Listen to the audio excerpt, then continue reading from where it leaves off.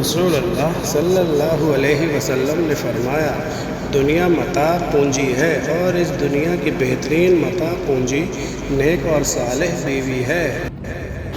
حضرت محمد صلی اللہ علیہ وسلم گھر تشریف لائے تو روٹی کا ٹکڑا گرا ہوا دیکھا۔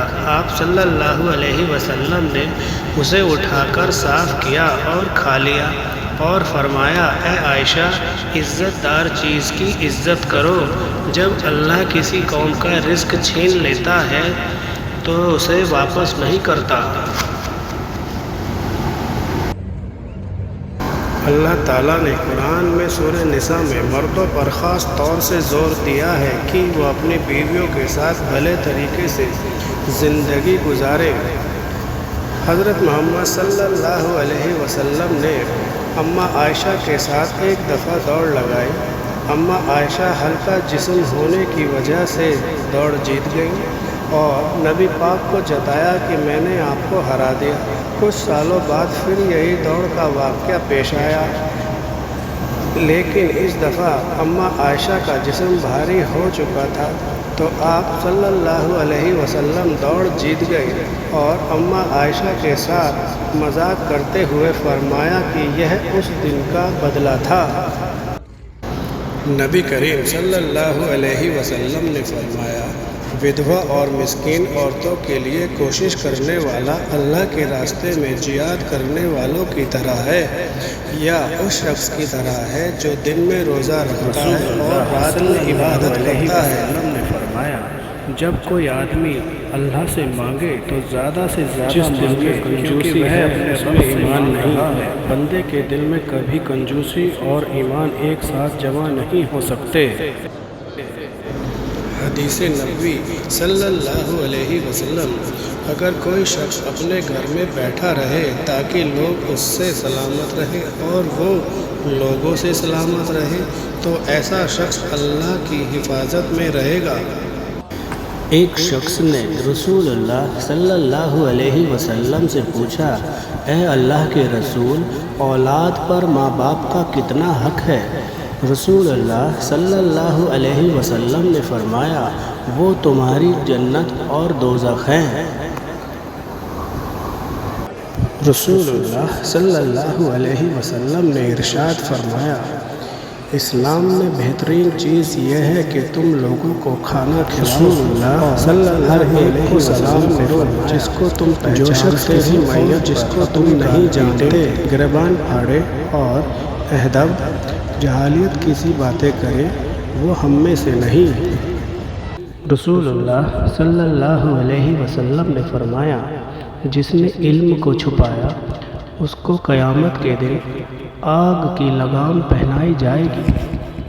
رسول اللہ صلی اللہ علیہ وسلم جب سجدہ فرماتے تو اپنی ناک اور اپنی پیشانی کو زمین پر رکھتے اور اپنے بازوؤں کو پہلو سے الگ رکھتے اور اپنی ہتھیلیوں کو کاندھے کے برابر رکھتے۔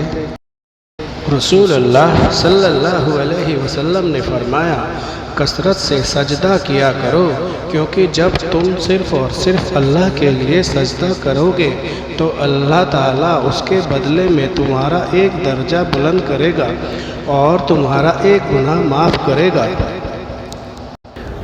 تمہارے دنوں میں سب سے افضل جمعے کا دن ہے۔ اسی دن آدم علیہ السلام کو پیدا کیا گیا، اسی میں ان کی وفات ہوئی اور اسی دن سر پھونکا جائے گا اور اسی میں زوردار چیخ کی آواز آئے گی۔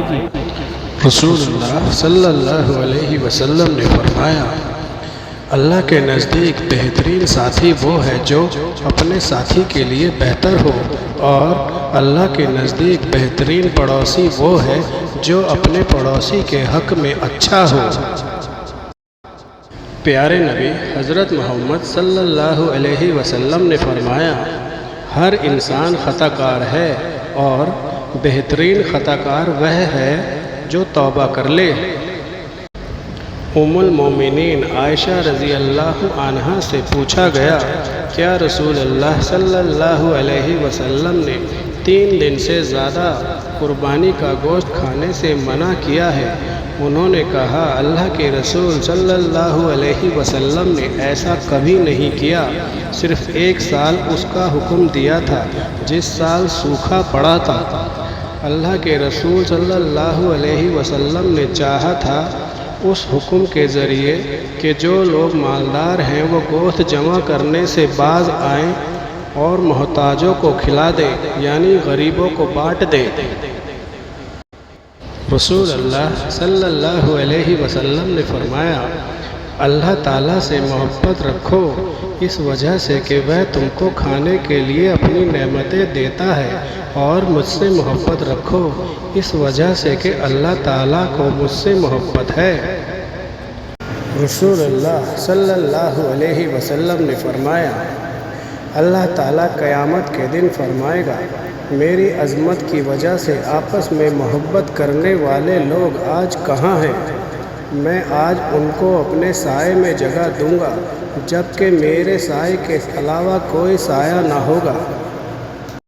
حضرت محمد صلی اللہ علیہ وسلم نے فرمایا جس نے ایسا کتا پالا جو نہ مویشی کی حفاظت کے لیے ہے اور نہ شکار کرنے کے لیے، تو روزانہ اس کی نیکیوں میں سے 2 قیراط 2 احد پہاڑ کے برابر کمی ہو جاتی ہے۔